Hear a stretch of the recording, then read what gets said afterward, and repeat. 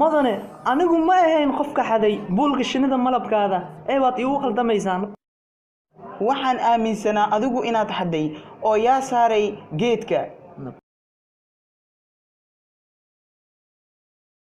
hey malaa'igaygan ayaa buulkan keenay hey maxaad leedahay Mowgli maya mudane anigu waxba ma qaadan waxba ma xadan ani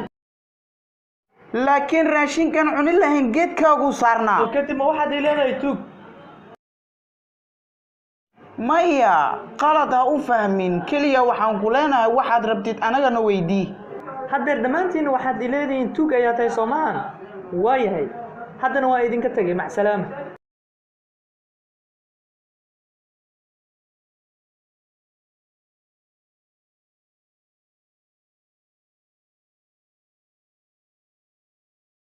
Mowgli maanta dhan waa ku raadinay halkeed aaday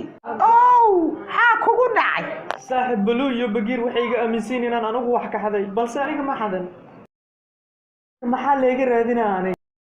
Mowgli qof waliba adiga ayuu ku raadinay lana waxay rabtaa inay kula kulanto lama anigaad iraadinaysay Mowgli hal arrin ayaa lagugu haystaa raashinkayga wuxuu saarnaa geedkaada ay waalidiintaadu kugu soo barbaareen bal maxaa saaray miisha laakiin anigu ma gelinin meeshaas la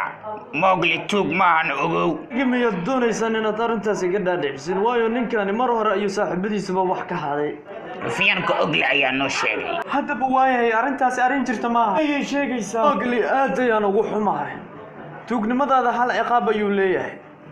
oo ah in adiga magaalka laga haajiriyo may suurtagal ma ahan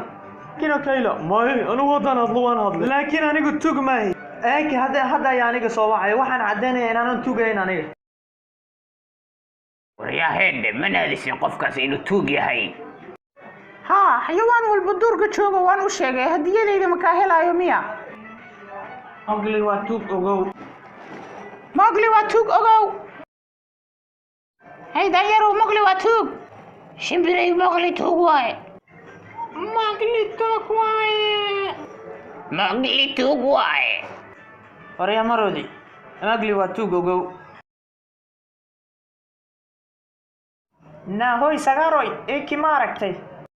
iga tag tuug yahow tuug